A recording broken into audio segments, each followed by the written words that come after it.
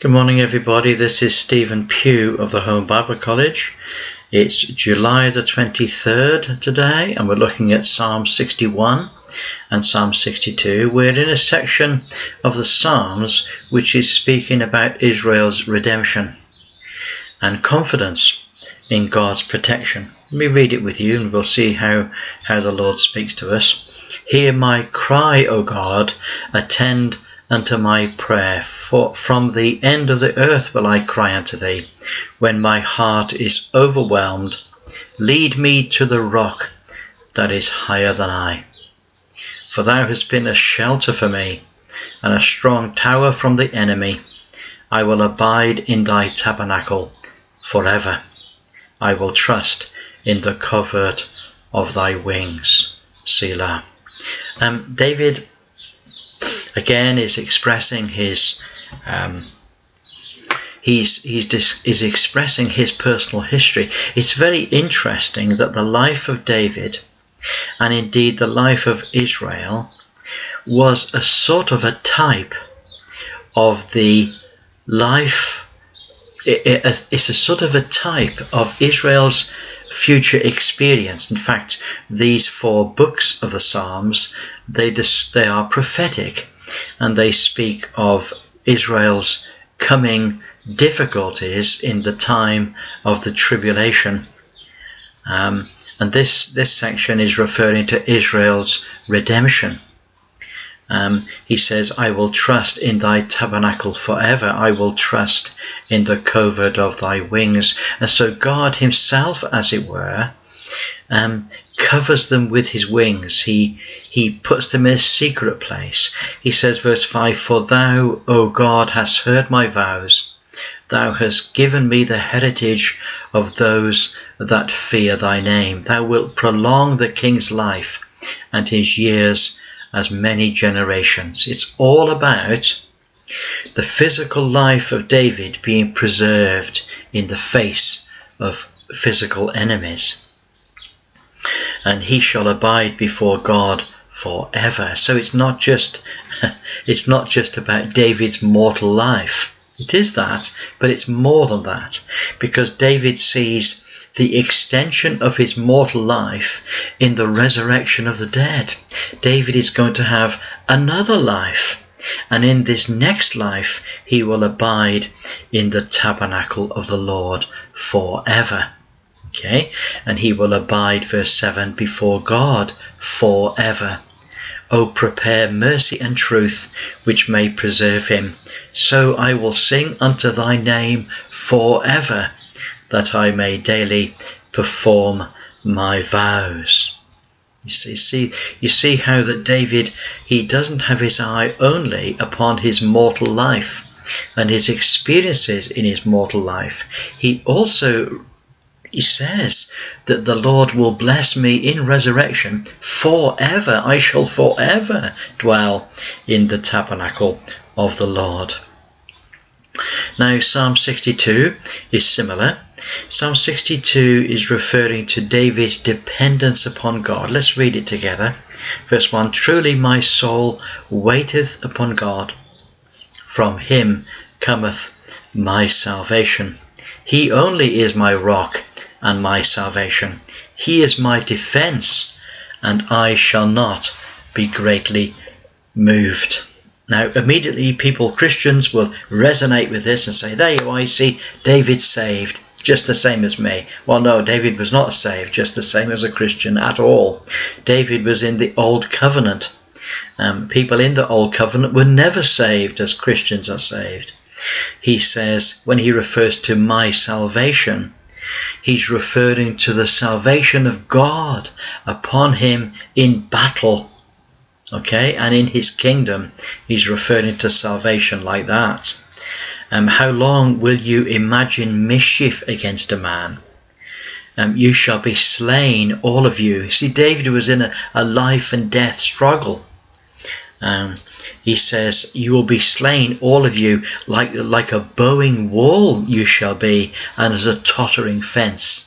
You see, a bowing wall is a dangerous thing. It can come down at any moment. And a tottering fence, that's the same. A tottering fence can just fall over at any moment. They only consult to cast him down from his excellency. They delight in lies. They bless with their mouth, but they curse inwardly. Selah. Think about that, he says. He says they bless with their mouth, but in their hearts they're cursing at the same time.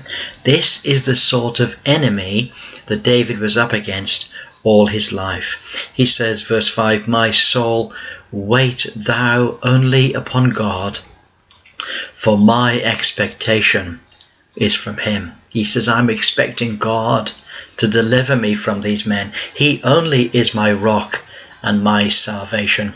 He is my defense. I shall not be moved.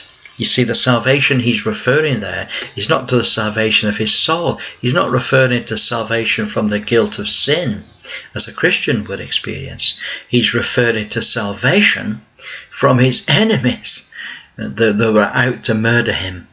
Verse 7, in God is my salvation, my glory, the rock of my strength, and my refuge is in God. Trust in him at all times, ye people. Pour out your hearts before him. God is a refuge for us. Selah. Now in Israel there were 6 cities that were the cities of refuge. These were places where people could run to if they found that there was a blood feud against them and the family were chasing after them to bring murder, to bring justice for murder or justice for some injury. But he says God is our refuge. Surely men of low degree are vanity, and men of high degree are a lie to be laid in the balance. They are altogether lighter than vanity. Trust not in oppression, and become not vain in robbery.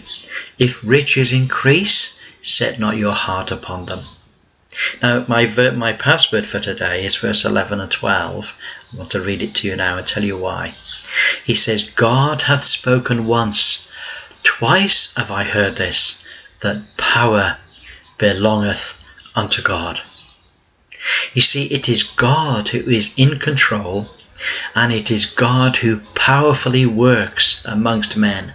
This is, of course, in the covenants. Power belongeth unto God. Also unto thee, O Lord, belongeth mercy, and thou renderest to every man according to his work. Now that's righteousness. So there's 3 things here: power, mercy, and righteousness. The power means that God is perfectly able to bring about justice in a person's life. If they oppress the poor, then the Lord will finish them. If they murder the innocent, the Lord will finish them. He has the power to be able to do that. But also belongeth to the Lord mercy. See, when the righteous sin, the Lord is able to be merciful.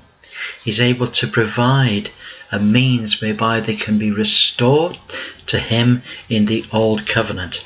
And also, notice the justice of God and the righteousness of God. Thou renderest to every man according to his work. Now this is a fearful thing. You see, if a man is a sinner, that is a fearful thing, that God will render to every man according to what he does. Now Christianity is not like that.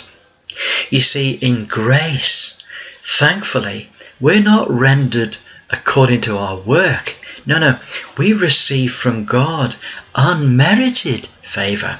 We receive from God the favour of God which we do not deserve.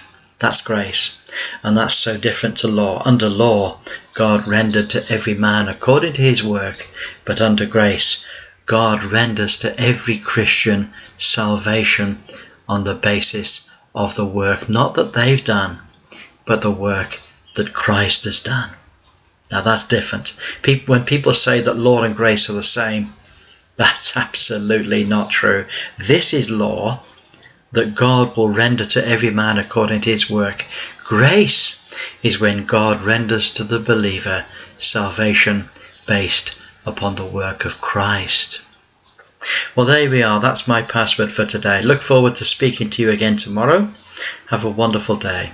Bye for now.